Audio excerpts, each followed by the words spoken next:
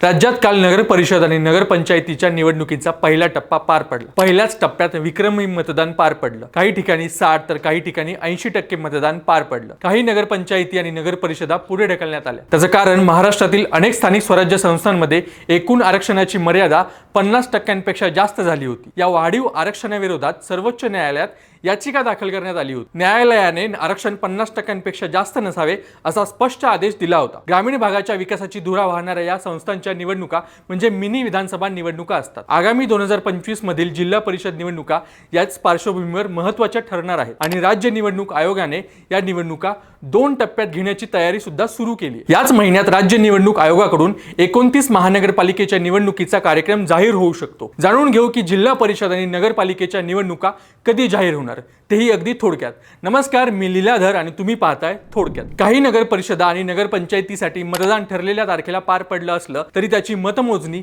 आणि निकाल जाहीर करण्याची प्रक्रिया मुंबई उच्च न्यायालयाच्या नागपूर खंडपीठाच्या आदेशानुसार पुढे ढकलण्यात आली। राज्यातील जिल्हा परिषदेच्या निवडणुका 2 टप्प्यात घेण्याचा विचार निवडणूक आयोगाकडून होत असल्याची चर्चा होती। ज्या ठिकाणी 50% पेक्षा आरक्षण मर्यादा ओलांडली आहे त्या ठिकाणी जिल्हा परिषद निवडणुका दुसऱ्या टप्प्यात घेण्याचा राज्य निवडणूक आयोगाचा विचार आहे। स्थानिक स्वराज्य संस्थांच्या निवडणुकांमध्ये 50% आरक्षण मर्यादा ओलांडल्याच्या मुद्द्यावर सर्वोच्च न्यायालयामध्ये 21 जानेवारीला पुढील सुनावणी आहे। राज्यातील 32 जिल्हा परिषदांपैकी 17 जिल्हा परिषदांमध्ये 50% आरक्षण मर्यादा ओलांडली गेली।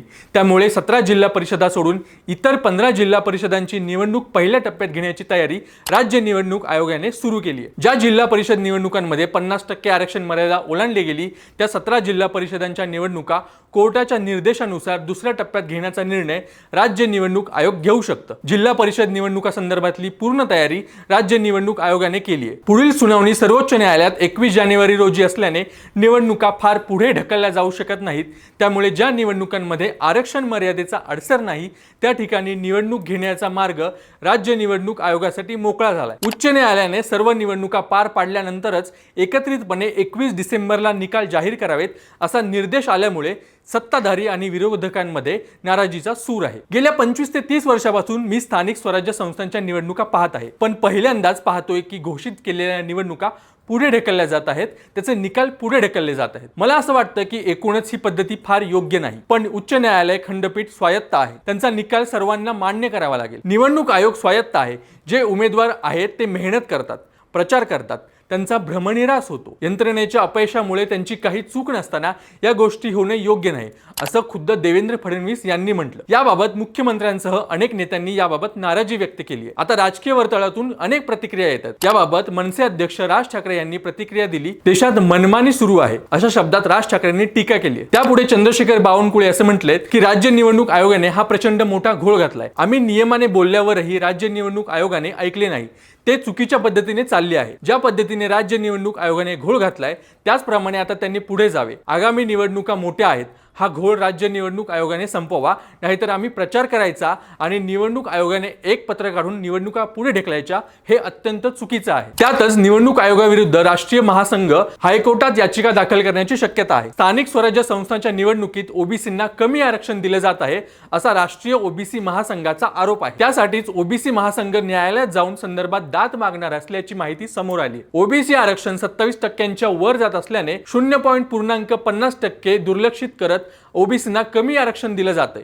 त्यामुळे प्रत्येक मनपा क्षेत्रात ओबीसींचे जागेचे नुकसान होतंय। ज्या ठिकाणी 0.50% पेक्षा जास्त आरक्षण निघतंय तिथे ओबीसींच्या जागेचं नुकसान होत असल्याचा आरोप ओबीसी महासंघाने केलाय। या संदर्भात निवडणूक आयोगाला ओबीसी महासंघाने पाठवलेल्या पत्राला निवडणूक आयोगाने उत्तर दिले, पण निवडणूक आयोगाचं स्पष्टीकरण हास्यास्पद असून तो आम्हाला मान्य नाही अशी भूमिका घेत राष्ट्रीय ओबीसी महासंघाने न्यायालयात जाण्याचा निर्णय घेतलाय। तर एससी एसटी महिलांना एक न्याय आणि ओबीसींवर दुसरा न्याय असा सवाल करत राष्ट्रीय ओबीसी महासंघाने जाब विचारलाय। महानगरपालिका निवडणूक घेण्यासाठी हालचाली आता सुरू झाल्यात। 15 ते 20 डिसेंबर दरम्यान राज्य निवडणूक आयोगाकडून 29 महानगरपालिकेच्या निवडणुकीचा कार्यक्रम जाहीर होऊ शकतो। त्यातच राज्यातील 20 जिल्हा परिषदांमध्ये आरक्षणाची 50% मर्यादा ओलांडली गेली, तर राज्यात 29 महानगरपालिकेचा विचार करता फक्त चंद्रपूर आणि नागपूर मनपात आरक्षण मर्यादेचे उल्लंघन झाले। तुलनेत जिल्हा परिषदांमध्ये 50% आरक्षणाचा घोळ जास्त झालाय। त्यामुळे आता निवडणूक आयोगाला 27 महानगरपालिकेच्या निवडणुका आधी घेणे सोयीस्कर वाटत असल्याने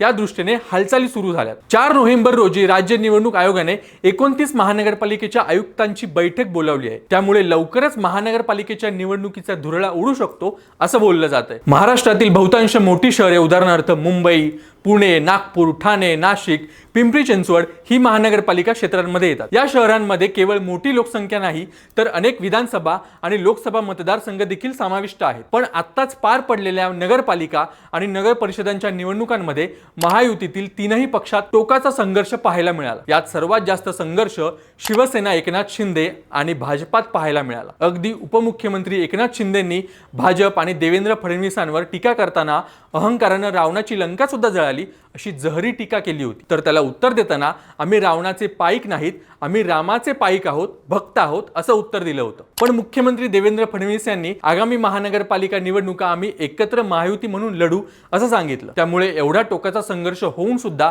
महायुती आता नक्की जुळवून घेणार हे पाहणं महत्त्वाचं ठरणार आहे। बृहन्मुंबई महानगरपालिका म्हणजे BMC ही देशातील सर्वात श्रीमंत महानगरपालिकांपैकी एक आहे। त्यामुळे या पालिकेवर सत्ता मिळवणे हे केवळ आर्थिक नाही तर राजकीय प्रतिष्ठेचं आणि मुंबईतील शहरी मतदारांवर पकड ठेवण्याचं प्रतीक मानलं जातं। या निवडणुकांच्या निकालातून शहरी मतदारांचा कल स्पष्ट होणार असल्याने राज्यातील सत्ताधारी विरोधक या दोघांसाठी ही निवडणूक अत्यंत प्रतिष्ठेची आणि निर्णायक असणार आहे। राज्यात आता लवकरच महानगरपालिकेचा डंका वाजणार आहे। त्या दृष्टीने महायुती आणि महाविकास आघाडीने चुरशीने लढा देतील। खरं तर मुंबई महानगरपालिकेची निवडणूक भाजप विरुद्ध ठाकरे बंधू अशीच होणार आहे। ठाण्यासाठीही एकनाथ शिंदे यांची प्रतिष्ठा पणाला लागणार आहे। ठाण्यात शिंदे आणि भाजप विरुद्ध सर्व पक्ष ही लढत अशी पाहायला मिळणार आहे। काँग्रेस अजूनही काही ठिकाणी स्वबळाचा नारा देत आहे, त्याने महाविकास आघाडीतही संभ्रम आहे। लोकसभेला निवडणुकीचं वारं महाविकास आघाडीच्या बाजूने होतं तर विधानसभेला महायुतीच्या बाजूने वारं वाहत होतं। येत्या महानगरपालिकेच्या निवडणुकीचं वारं नक्की कुठल्या दिशेने वाहणार आहे हे पाहणं महत्त्वाचं ठरणार आहे। या सर्व घडामोडींवर थोडक्यातचं लक्ष असणारच आहे। तुम्हाला सतत अपडेट देतच राहू, तोपर्यंत थोडक्यात चॅनलला सबस्क्राईब करा।